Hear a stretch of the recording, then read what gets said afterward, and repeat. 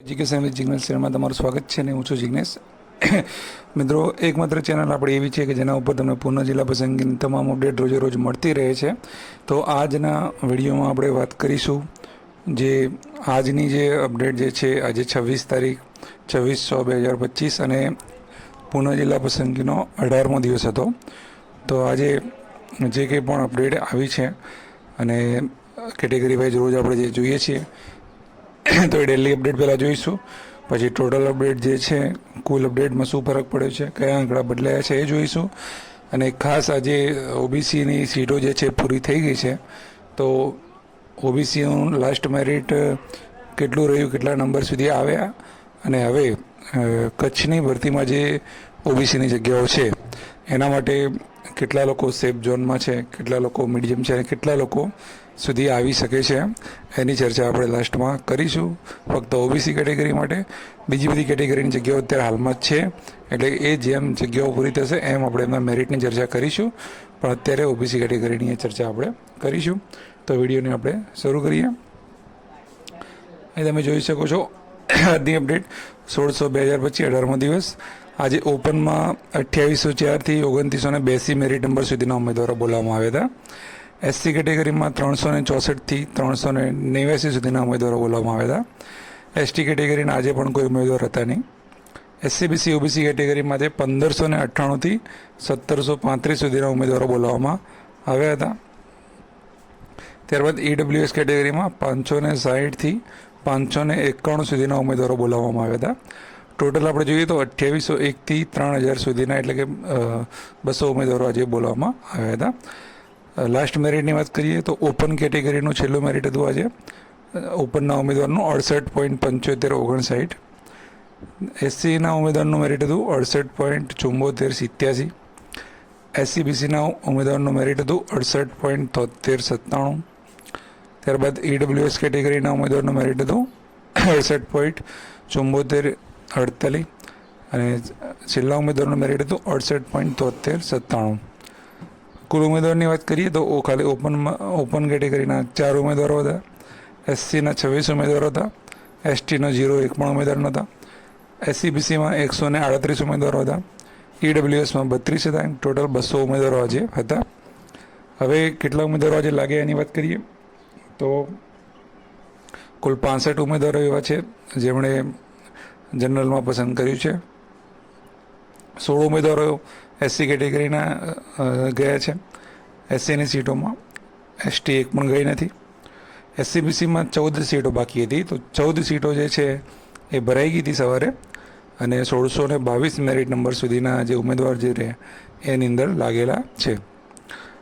SCBC 1622. બાકીના ઉમેદવારો હતા એમને વેઇટિંગમાં સમાવવામાં આવ્યા છે, એટલે કે વેઇટિંગ રાઉન્ડ જ્યારે પણ આવશે ત્યારે બોલાવવામાં આવશે એ પ્રમાણે. ઈડબ્લ્યુએસની વાત કરીએ તો 10 સીટો ગઈ છે. ટોટલ આજે 105 સીટો જ ગઈ છે. તો રોજ કરતાં ઓછી સીટો કેમ ગઈ? કેમ કે જે ઓબીસીના ઉમેદવારો જે વધારે હતા 138 જેવા, અને એમાંથી ફક્ત 14 ઉમેદવારો જ લાગી શક્યા છે. બાકીના ઉમેદવારોને પાછું જવું પડ્યું છે. એટલા માટે આ 105 જ સીટો આજે ભરાઈ છે. તો આવતીકાલે પણ 200 લોકોને બોલાવવામાં આવે છે. એમાં પણ ઓબીસીના ઘણા બધા ઉમેદવાર છે. અને છેલ્લા દિવસે પરમ દિવસે ટોટલ 300 જેવા લોકોને બોલાવવામાં આવે છે. એમ કરીને 3500 લોકો પૂરા થઈ જશે. કુલ જગ્યાના ટકા અહીંયા બાજુમાં આપેલા છે કે આજે 105 જગ્યાઓ જે ભરાઈ છે એમાંથી મોટાભાગની ઓપનમાં 65 જગ્યાઓ છે, 61-90%, એટલે 62% જેવી જગ્યાઓ જે જનરલની જ ભરાઈ છે. અને ઓસીબીસીમાં જેવી રીતે 14 જ જગ્યાઓ હતી તો એ 13% જેવું કહી શકાય. ઈડબ્લ્યુએસમાં 9-10% જેવી જગ્યાઓ ભરાઈ છે. ટોટલ 200માંથી 105 જગ્યા જિલ્લા પસંદગી આજે થઈ છે. તો આ હતી આજની અપડેટ. હવે આપણે ટોટલ અપડેટની વાત કરી લઈએ. ટોટલ અપડેટમાં તમે જોઈ શકો છો કે સામાન્ય અને સાયન્સની ભેગી 5000 ઉમેદવારોનું સ્ટેટસ આપણે જોઈએ છીએ દરરોજ. તો અહીંયા 2766 ઓપનમાંથી 1437 ભરાઈ ગઈ છે. એસસીની 285માંથી 186 ભરાઈ છે. એસટીની 678માંથી 60 ભરાઈ છે. ઓબીસીની 769માંથી 769 ટોટલ ભરાઈ ગઈ છે. ઈડબ્લ્યુએસની 502માંથી 286 ભરાઈ છે. ટોટલ 5000 જગ્યામાંથી 2738 જગ્યા ભરાઈ ગઈ છે. બાકીની જગ્યાની વાત કરીએ તો ઓપનની હાલમાં 1329 જગ્યાઓ બાકી છે જનરલની.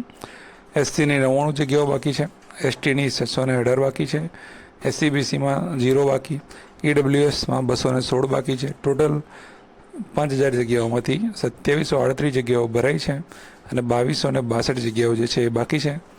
એટલે કે આ 54.76% જગ્યાઓ ભરાઈ ગઈ છે. ઓબીસીની 100% જગ્યા ભરાઈ ગઈ છે અને સૌથી ઓછી એસટી કેટેગરીની 8-9% જગ્યાઓ ભરાઈ છે.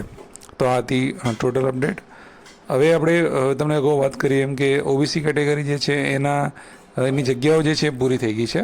તો હવે ક્યાંક ને ક્યાંક એના ઉમેદવારો જે રહ્યા એ લોકોને હશે એવું કે ભાઈ કચ્છનું શું, હવે કચ્છની અંદર મેરિટ કેટલું રહેશે કે શું છે. તો જો વેઇટિંગ રાઉન્ડ નથી આવતો અને કચ્છની ભરતી ડાયરેક્ટ શરૂ થઈ જાય છે તો એ બાબતમાં આપણે ચર્ચા કરીએ. તો અહીં તમે જોઈ શકો છો ઓબીસી કચ્છમાં 611 જગ્યાઓ આપેલી છે.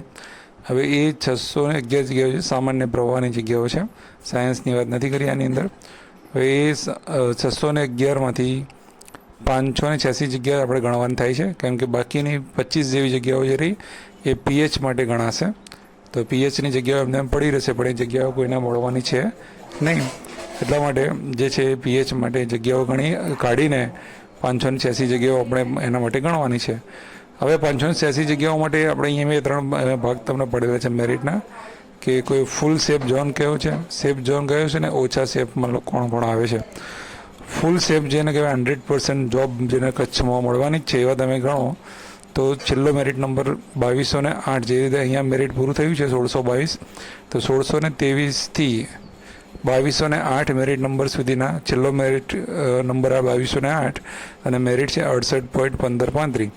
અને એક નોંધ લખેલી છે કે એક પણ ઉમેદવાર ઓપનમાં ના ગણીએ અને ગેરહાજર ના ગણીએ. તો જો એક પણ ઉમેદવાર કચ્છની અંદર વચ્ચેમાંથી એકે ગેરહાજર ના રહે, એકે સાયન્સનો ના ગણીએ અને ઓપનમાં ના જાય તો આટલું 2208 સુધીના ફૂલ સેફ ઝોન, એટલે કે જેનો નંબર 2208 સુધી અંદર છે એને 110% કચ્છમાં મળવાની શક્યતા છે, પૂરેપૂરી મળવાની જ છે. હવે વાત કરીએ સેફ ઝોનની. સેફ ઝોનમાં 2400 નંબર સુધીના આપણે ગણીએ છીએ અને છેલ્લો મેરિટ નંબર મેરિટ 67.9346 ગણીએ છીએ. મેરિટ નંબર 2400 સુધી આ કેટેગરીનો જ મેરિટ નંબર છે.